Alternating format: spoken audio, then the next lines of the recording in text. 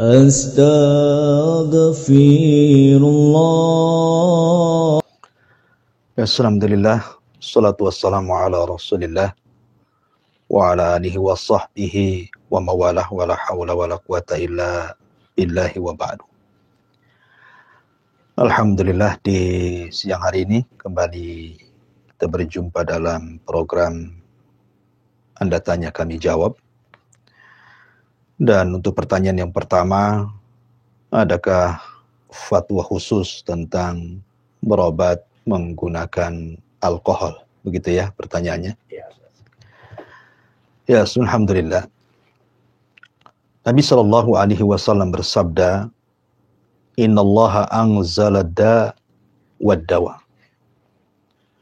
Innallaha anzala da'a wad dawa. Sungguhnya Allah Subhanahu wa taala menurunkan penyakit dan juga menurunkan obatnya. Wa ja'ala likulli da'in dawaun. Dan Allah Subhanahu wa taala menjadikan setiap penyakit itu ada obatnya. Fatadawaw wala tatadawaw biharamin. Maka silahkan kalian berobat, tetapi jangan berobat dengan yang diharamkan Allah Subhanahu wa taala. Dari sini dijadikan sebuah hukum bahwa orang tidak boleh tawakal dengan penyakit, tetapi orang itu harus mencari obatnya. Lalu bagaimana pula kemudian orang yang berobat dengan menggunakan alkohol? Pertama, Anda harus bedakan antara alkohol dan juga khamar. Karena hukum menggunakan khamar dalam berobat itu berbeda dengan hukum menggunakan alkohol dalam berobat. Adapun menggunakan khamar dalam berobat, sepakat para ulama tidak dibolehkan, walaupun dalam kondisi terpaksa. Karena ketika Allah Subhanahu wa taala berfirman, "Wa qad fassala lakum ma harrama 'alaikum illa ma turirtum ilaih," bahwa seseorang boleh berobat dengan hal-hal yang diharamkan dalam kondisi darurat. Maka para ulama mengatakan boleh kita berobat dengan hal yang diharamkan dalam kondisi darurat. Tetapi para ulama mengecualikan kecuali khamar. Tidak boleh digunakan berobat walaupun dalam kondisi darurat. Karena bagaimanapun khamar itu sedikit saja sudah diharamkan Allah Subhanahu wa taala. Akan tetapi berbeda tentu khamar dengan alkohol. Karena kita tahu bahwa alkohol tidak bisa diminum. Sementara khamar itu memang diminum. Sehingga sebagian para ulama mengatakan berobat dengan alkohol sebagai antiseptik gitu ya, untuk mengobati luka, bukan untuk diminum, maka dibolehkan. Dan itu difatwakan oleh para ulama, di antaranya adalah Syekh Abdul Aziz bin Abdullah Ibn Baz, kemudian Syekh Ibn Utsaimin rahimahullahu ta'ala juga mengatakan bahwa berobat dengan menggunakan alkohol untuk antiseptik dalam mengobati luka itu tidak masalah, ya, tetapi tidak dibenarkan menggunakan khamr. Ya, jadi hanya dibolehkan untuk menggunakan alkohol saja, karena bagaimanapun alkohol bukanlah khamr. Artinya bahwa Al-Quran hanya melarang khamr, tapi tidak melarang alkohol. Kemudian juga asal alkohol sendiri, zatnya adalah suci dan halal. Berbeda dengan khamr. Memang zatnya pun diharamkan, walaupun sedikit dan tidak memabukkan, khamr itu tetap dilarang berdasarkan sabda Nabi sallallahu alaihi wasallam.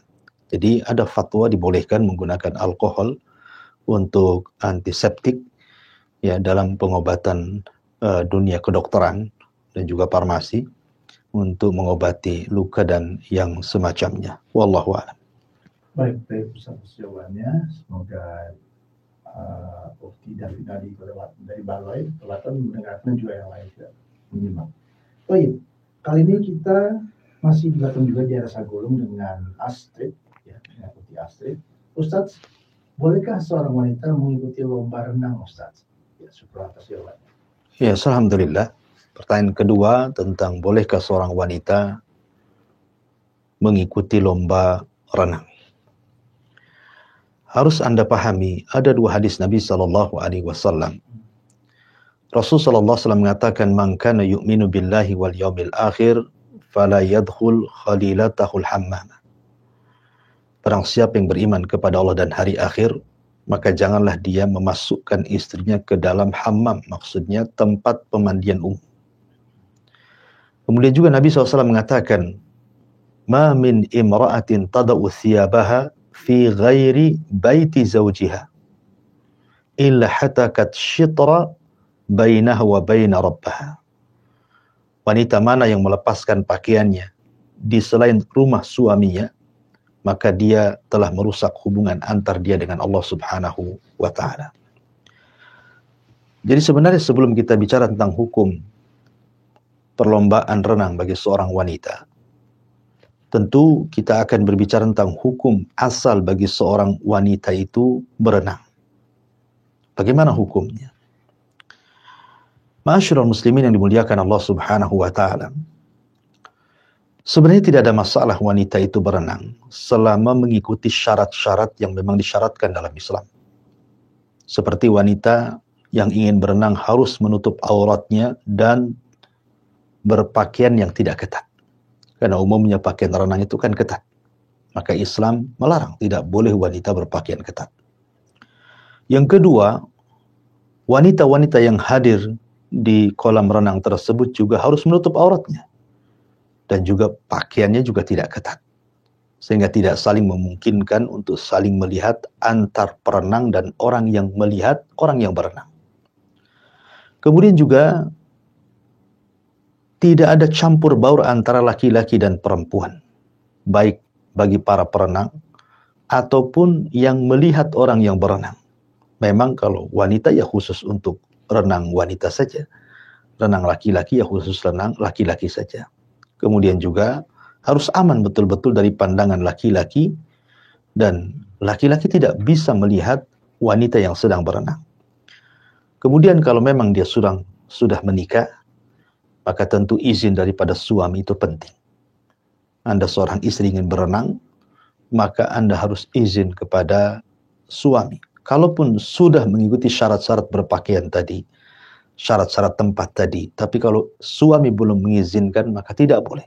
Intinya, kalau ini dipenuhi syarat-syaratnya, maka silahkan saja Anda melakukan lomba renang dengan syarat-syarat tadi. Wallahu a'lam. Baik, Ustaz. Sekali. Kembali kita masih di Batam kait dengan Anwar di Batu Haji. Ustaz, ada kawan saya seorang mu'alaf yang sudah lama masuk Islam karena mereka dalam agama Islam minta diajarkan Ustaz minta diajarkan sholat yang benar sesuai tuntunan Rasulullah. Pertanyaannya adalah, apa yang pertama saya lakukan sedangkan dia belum menghafal surat Al-Fatihah dan belum bisa baca Al-Quran? Apakah belajar Al-Quran dulu atau langsung ajarkan sholat dulu, Ustaz? Mohon pencerahannya. Ya, alhamdulillah. Pertama, bagaimana hukum seorang mu'alaf? Tadi pertanyaannya, yang baru masuk Islam, dia tidak bisa membaca Quran, apalagi surah Al-Fatihah. Bagaimana dengan sholatnya? Apakah diajari dulu baca Quran sampai dia mampu membaca Quran dan menghafal surah Al-Fatihah kemudian sholat? Apakah langsung diajari sholat? Begitu ya pertanyaannya. Ya, alhamdulillah. Para ulama ditanya tentang bagaimana hukum orang yang la yuhsin Al-Fatihah. Dia tidak hafal, bahkan tidak baik membaca surah Al-Fatihah. Ya, kasusnya sama. Kita tahu bahwa surah Al-Fatihah itu adalah satu di antara rukun-rukun sholat. Siapa yang tidak membaca surah Al-Fatihah maka bisa batal sholatnya. Dan itu berdasarkan sabda Nabi SAW, la salata illa bi fatihatil kitab. Tidak boleh orang melaksanakan sholat kecuali harus membaca Al-Fatihah. Tapi para ulama mengatakan kalau seandainya seseorang mu'alaf yang baru masuk Islam ini memang sama sekali tidak sanggup membaca surah Al-Fatihah, maka dia cukup kemudian bertasbih, bertahmid, bertahlil, bertakbir. Jadi dia boleh setiap dia berdiri gitu ya, dia membaca subhanallah, walhamdulillah, wala ilaha illallah, Allahu akbar, la hawla wala quwata illa billahil aliyil azim. Jadi dia cukup bertasbih, bertahmid, bertahlil, dan bertakbir. Ya, kalau memang dia tidak sanggup membaca surah Al-Fatihah. Tapi kalau dia membaca, mungkin dia hafal surah-surat yang lainnya selain Al-Fatihah, maka nggak apa-apa. Tapi kalau sama sekali tidak ada satupun surat dalam Al-Quran dia hafal, maka pada setiap gerakan cukup dia membaca tasbih, tahlil, takbir, dan juga tahmid. Ya. Wallahu a'lam. Baik Ustaz, syukur penjelasannya. Jadi harus ini ya, ada alternatif lain ternyata selain Al-Fatihah.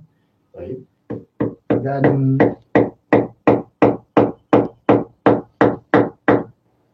iya, kali ini kita ke Botania 2. Di sana ada Karim, Batam juga.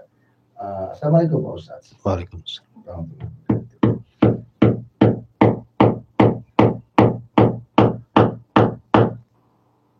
Ya, kesalahan imamnya yang seperti apa Ustaz sehingga seorang makmum itu memutuskan untuk mengulang sholatnya Ustaz? Ya, alhamdulillah. Di sini ada pertanyaan, kapan seorang makmum boleh dia mufaraqah, keluar daripada imam? Iya, alhamdulillah, salatu wassalamu ala rasulullah ma ba'du. Ada sebuah riwayat yang terdapat dalam Sahihaini, Bukhari dan juga Muslim. Riwayat daripada Mu'adz bin Jabal radhiyallahu an. Suatu ketika dia salat bersama Nabi sallallahu alaihi wasallam. Kemudian dia pulang ke kaumnya. Kemudian oleh kaumnya dimintai untuk menjadi imam salat. Tiba-tiba kemudian Mu'adz bin Jabal membaca surah Al-Baqarah. Tiba-tiba kemudian seorang laki-laki, karena lamanya Mu'adz kemudian membaca surah Al-Baqarah, maka laki-laki ini pun kemudian keluar dan tidak mau ikut sholat bersama Mu'adz ibn Jabal. Kemudian tiba-tiba Mu'adz menuduh bahwa laki-laki ini munafik karena keluar dari sholat jamaah. Maka hal ini dilaporkan kepada Nabi SAW. Kemudian Nabi SAW pun marah kepada Mu'adz dan mengatakan, ya Mu'adz, afattanu anta ya Mu'adz. Wahai Mu'adz, apakah engkau akan membuat fitnah? Wahai Mu'adz. Maka kemudian Nabi SAW mengatakan, apabila engkau mengimami sebuah kaum, maka lihatlah ke belakang. Jadi dari sini menunjukkan bahwa dibolehkan seorang makmum itu keluar dari imam. Salah satu alasannya karena tatwilul imam as-salah. Mungkin karena terlampau lamanya imam membaca Al-Quran, sementara makmum di belakangnya itu ada yang lemah, ada yang sakit, ada yang ya mungkin ada hajat gitu ya, ada keperluan. Maka boleh dia mufaraqah, keluar daripada imam. Ataupun mungkin imamnya, dia melakukan gerakan yang tidak bisa bagi si makmum itu merasakan khusyuk dan tumakninah.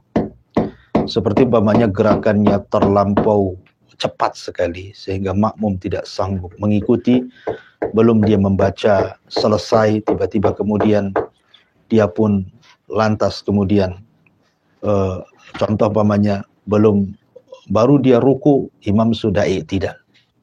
Ya, baru makmum i'tidal, imam sudah sujud. Jadi imam terlampau cepat sehingga dia tidak tumanina.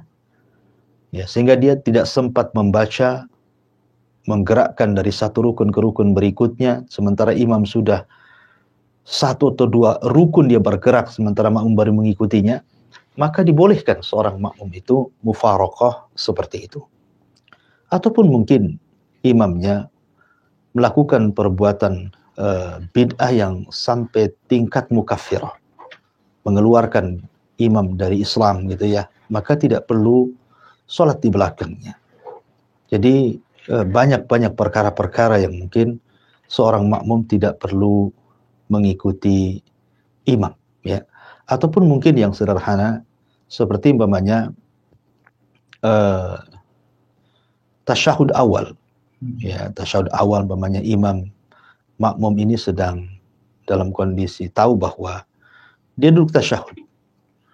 Kemudian imam ini sudah bergerak gitu ya ke tasyahud yang atau ke berdiri yang ketiga gitu ya. Maka kemudian makmum memberikan instruksi kepada imam agar imam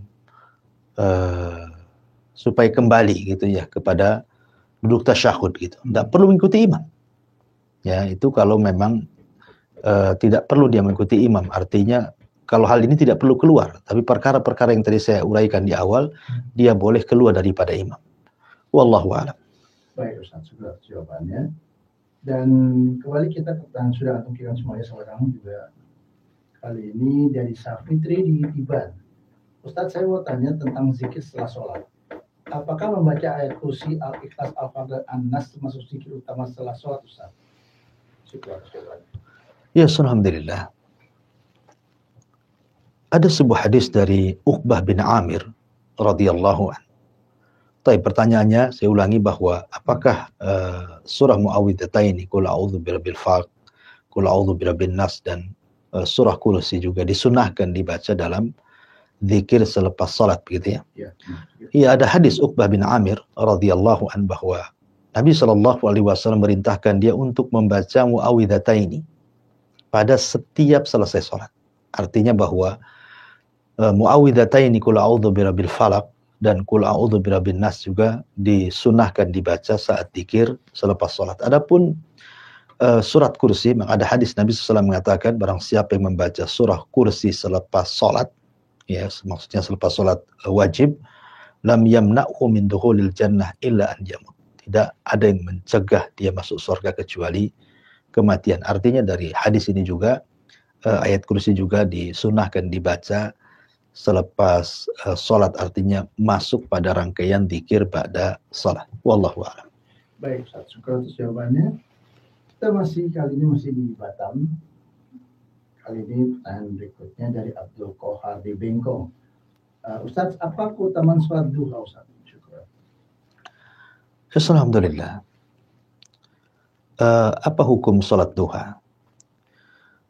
Bicara tentang sholat duha ini adalah sholat sunnah yang dilakukan di siang hari. Waktunya setelah terbit matahari, meninggi satu tombak dan diakhiri datangnya waktu zuhur ataupun setelah tergelincirnya matahari ke arah barat sedikit. Dan ingat bahwa duha ini berbeda dengan sholat sunnah rawatib. Kalau sholat sunnah rawatib itu harus dikerjakan terus menerus, baik sebelum sholat wajib ataukah setelah sholat wajib. Tapi sholat duha tidak disunnahkan untuk melakukan setiap hari. Karena Nabi SAW melaksanakan sholat duha itu terkadang sholat, terkadang tidak. Jadi kata para ulama, sholat duha itu hendaklah dilakukan sesuai sunnah Rasul. Mungkin 1 hari sholat, 2-3 hari tidak sholat, kemudian sholat lagi, kemudian berapa hari tidak sholat, dan begitu seterusnya. Jadi Nabi SAW tidak mendawamkan sholat duha, tidak seperti qiyamul lail. Oleh karena itulah maka bagi Anda yang ingin melaksanakan duha, maka ikutlah sunnah Nabi SAW dengan cara 1 hari sholat, 1 hari tidak, tuh sholat lagi nanti hari berikutnya tidak, karena Nabi SAW tidak pernah melakukan setiap hari. Bahkan Aisyah Ummul Mukminin radhiyallahu anha mengatakan bahwa sedikit sekali Nabi SAW itu melaksanakan sholat duha. Adapun secara rakaat, sholat duha itu paling sedikit 2 rakaat dan paling banyak 8 rakaat. Sebagaimana Nabi SAW ketika Fathu Mekah, Nabi SAW melaksanakan sholat 8 rakaat. Menjadi khilaf para ulama, apakah 8 rakaat ini maksudnya rakaat duha ataukah rakaat karena sebuah kemenangan perang. Tetapi Yang jelas bahwa para ulama membatasi bahwa sebanyak-banyaknya rakaat dalam duha itu adalah 8 rakaat maksimal dan minimalnya 2 rakaat. Artinya duha ini sunnah yang diajarkan Nabi Shallallahu Alaihi Wasallam. Wallahu a'lam. Baik, Ustaz, atas jawabannya. Kali ini kita dengan Ibu Nur Hilda di Singapura. Ustaz, jika kita membaca Al-Quran dengan menghafal, kita hanya mendapatkan pahala melalui mulut dan telinga saja. Sedangkan jika membaca dengan membaca, kita mendapat pahala melalui mata, telinga, mulut, dan tangan. Pertanyaan saya, Ustaz, jika kita membaca Al-Quran, Ustaz, melalui aplikasi HP, apakah itu juga mendapatkan serupa pahalanya dengan kita baca langsung dari mushaf yang Al-Quran, Ustaz? Ya, alhamdulillah. Terjadi kesalahan di masyarakat ya. Kadang-kadang ada orang yang membanding-bandingkan antara Quran yang merupakan aplikasi dalam handphone dengan Quran yang berupa mushaf gitu ya. Seolah-olah kemudian ada orang yang menganggap bahwa membaca Quran dalam mushaf itu lebih berpahala dibandingkan membaca Quran di aplikasi handphone. Tidak demikian. Anda harus paham sejarah. Jadi di zaman Nabi Shallallahu Alaihi Wasallam, Al-Quran itu ditulis lewat pelepah-pelepah kurma, kulit-kulit, tulang-tulang gitu kan. Kemudian dan kita tahu bahwa di zaman Nabi Shallallahu Alaihi Wasallam lebih banyak kehafalan dibandingkan ketulisan. Walaupun memang ada di zaman Rasul itu kutabul wahyi, para penulis wahyu, akan tetapi ihtimam para sahabat itu lebih kepada hafalan dibandingkan kepada tulisan. Jadi Al-Quran itu ada di dada para sahabat.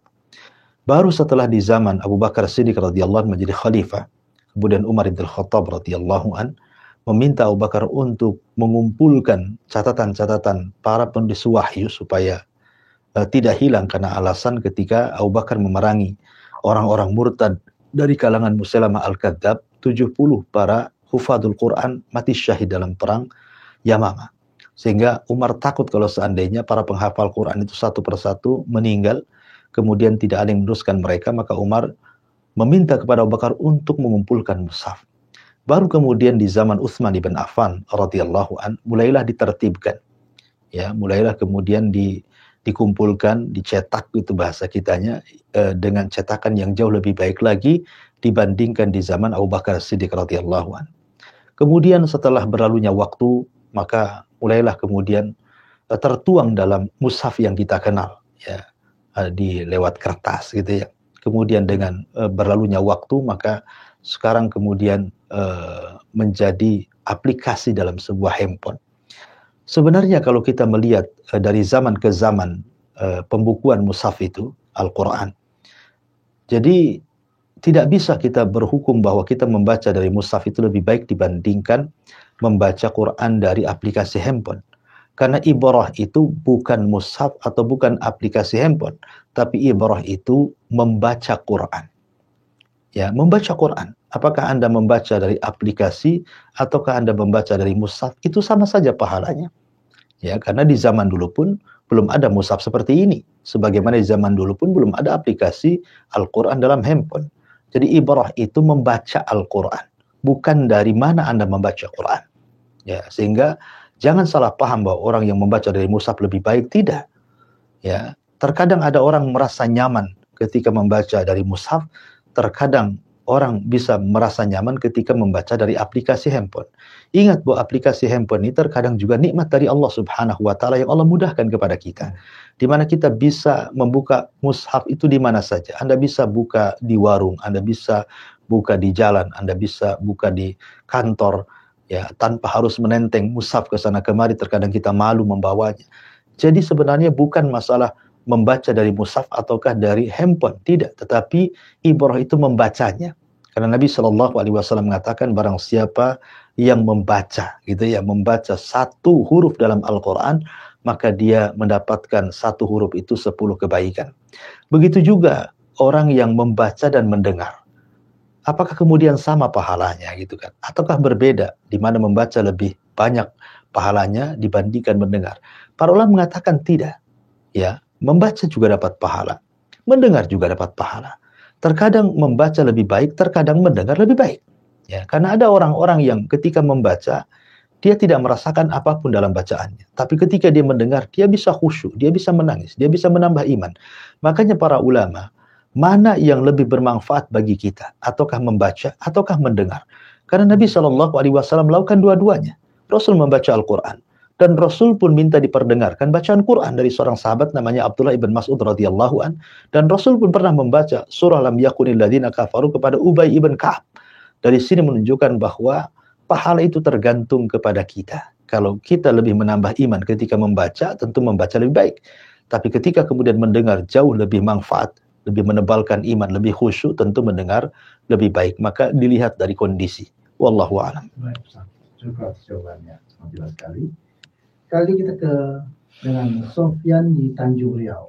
Ustaz, Anda mau tanya, Ustaz.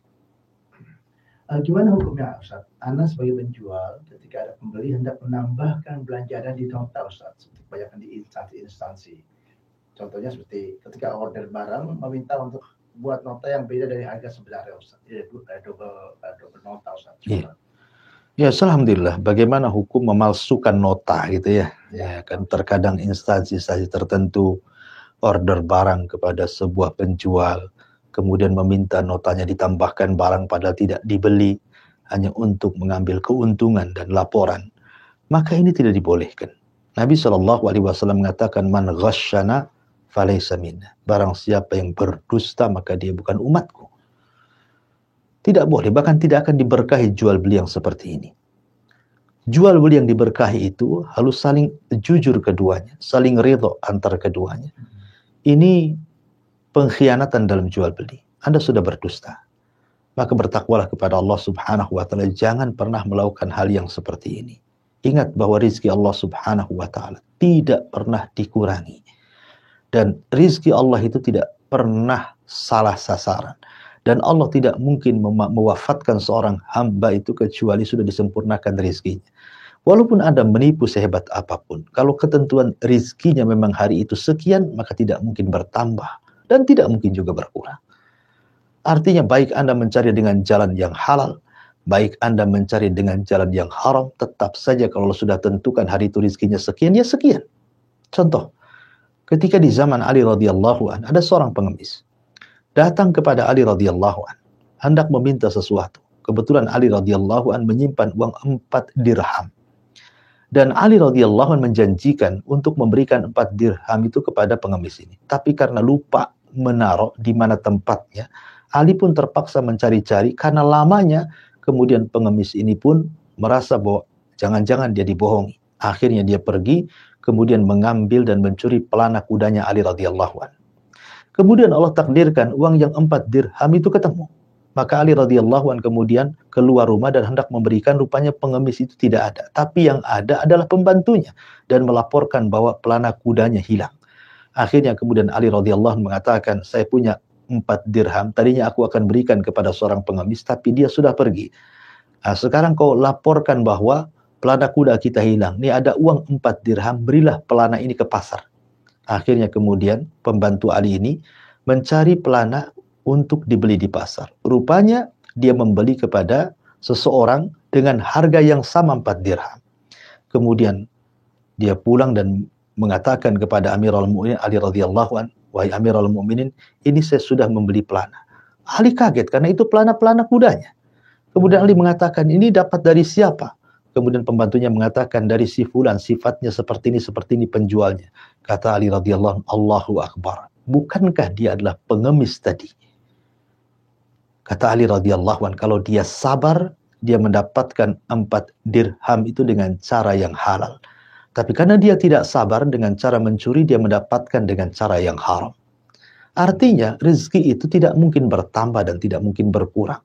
Mau dengan cara apapun Anda cari, rizki itu akan seperti itu.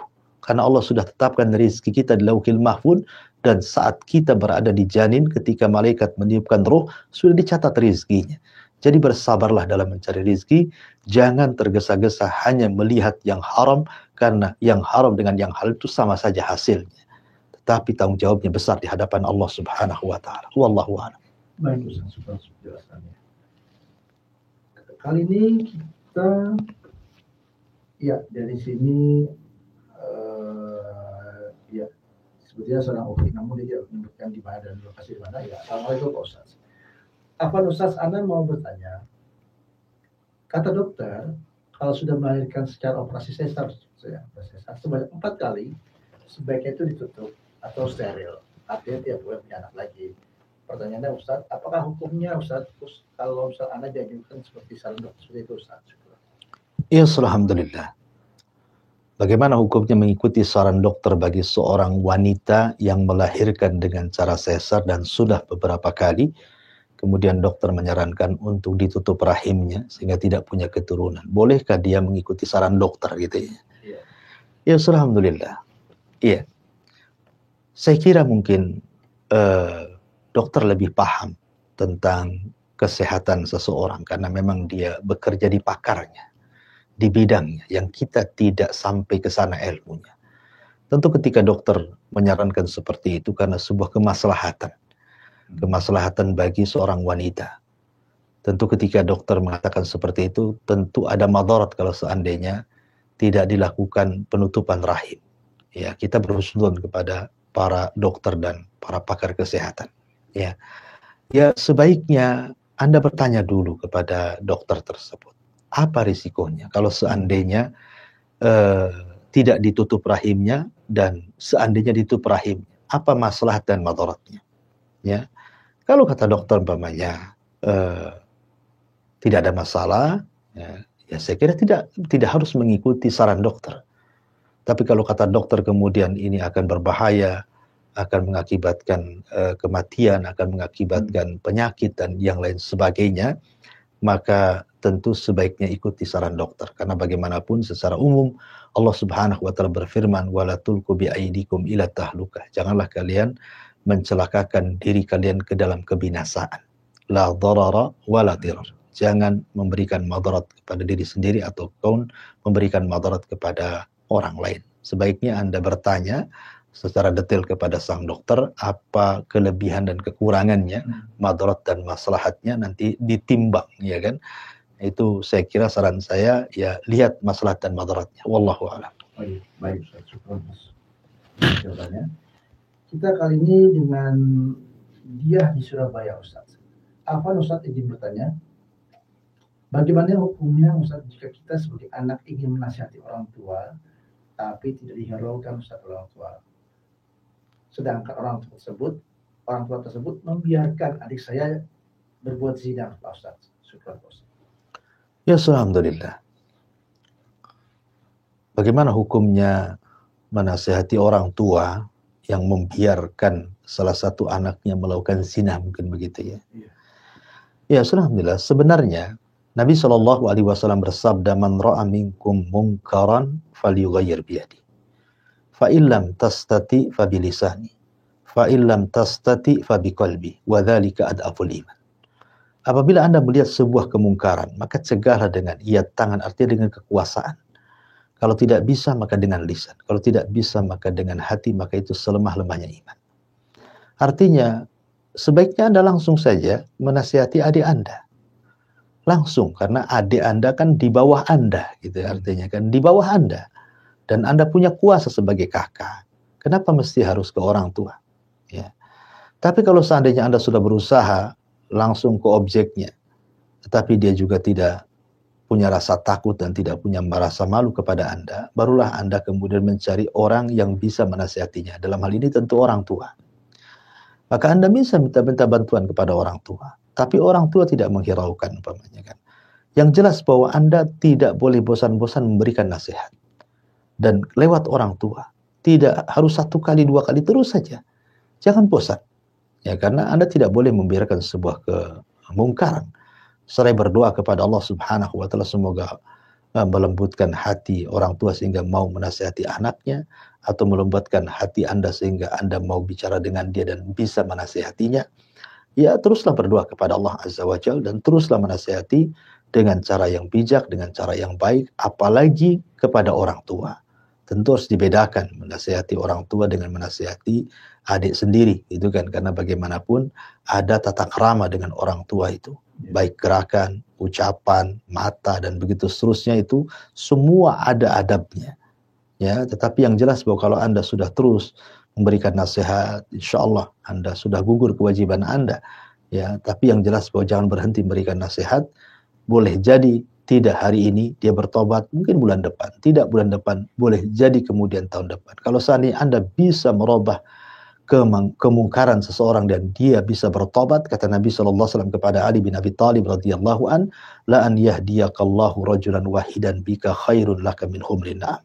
Kalau seandainya engkau memberikan hidayah kepada satu orang lantaran lisanmu, itu lebih baik daripada perhiasan dunia yang sangat megah ini.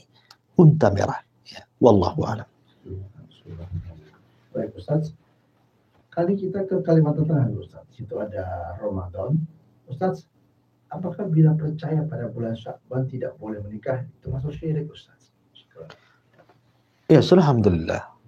Orang yang menganggap sial bulan Sya'ban, bahwa tidak boleh menikah di bulan Sya'ban, ya, apakah termasuk syirik? Ya, alhamdulillah. Sebenarnya ini masuk dalam bab tatayyur. Menganggap bulan itu sial, seperti mungkin ada sebagian orang yang menganggap bulan Muharram itu bulan sial, sehingga mereka tidak berani menanam modal, takut bangkrut, tidak berani menikah, takut bercerai, tidak berani membangun rumah, takut roboh, tidak boleh melakukan aktivitas, takut ada kegagalan dan kehancuran, dan begitu seterusnya. Ini adalah tatayyur. Ya. Tatayyur itu bagian daripada syirik. Ya, tidak boleh. Karena bagaimanapun kita tidak boleh mencela waktu. Karena Allah lah yang menciptakan waktu dan Allah lah yang membolak-balikan waktu. Allah berfirman dalam hadis qudsi, la tasubud dahra fa inna ma ana dahrun. Jangan kalian mencela masa, mencela waktu, karena aku yang membolak-balikan waktu dan masa. Sehingga semua hari baik, semua bulan baik, semua tahun baik. Tidak ada yang buruk ya di sisi Allah Subhanahu wa taala. Kalau seandainya orang meyakini bahwa ini bulan tidak baik, ya ini hari tidak baik, ini hari sial, akan membawa kesialan, maka ini mencela zat yang telah menciptakan waktu itu sendiri. Tidak boleh kita mencela Allah Subhanahu wa taala. Ini kekufuran. Ya. Dan ini jenis tatayyur, tidak boleh menganggap hoki ataukah buntungnya sebuah masalah hanya karena dinasabkan ke dalam hari. Semua hari baik insyaallah. Semua bulan baik, semua tahun baik. Wallahu a'lam. Baik, syukur soalnya dan semoga jelas juga bagi pendengar, tapi juga untuk hal ini tentang peristiwaan hari itu tidak boleh. Kali ini kita dengan Ummu Hoida Ustaz. Ustaz, apakah amal ibadah yang saya lakukan diterima Ustaz? Karena masih mempunyai hutang riba Ustaz. Dan saya belum bisa menutup hutang tersebut Ustaz. Seringkali anak suzon, takut amal ibadah yang saya lakukan itu tidak pernah diterima dan sia-sia Ustaz. Ya, alhamdulillah. Ada hadis Nabi SAW. Ini saya ulang pertanyaannya, apakah orang yang masih berkaitan dengan riba gitu, apa diterima sholatnya, diterima puasanya, diterima ibadahnya? Mungkin pertanyaan seperti itu ya. Iya, bismillahirrahmanirrahim. Ada sabda Nabi SAW mengatakan, innal abda la yuhramur rizqa bidzambi yusibu. Sungguhnya Allah akan haramkan rizki seseorang karena dosa yang dilakukannya. Ya. Allah akan mengharamkan rizki kepada seseorang karena dosa yang dilakukannya. Tentu yang dimaksud rizki di sini umum, ya, ketenangan, ketentraman. Orang yang banyak melakukan dosa, hidupnya tidak akan tenang, hidupnya tidak akan tentram. Doanya juga akan sulit dikabulkan oleh Allah Subhanahu wa taala. Tapi apakah kemudian riba ini bisa menghalangi sholat? Tidak. Ya. Anda sholat dapat pahala, tapi Anda riba mendapatkan dosa. Masing-masing ada balasannya. Faman ya'mal mithqala dzarratin khairan yarah, wa man ya'mal mithqala dzarratin syarran yarah.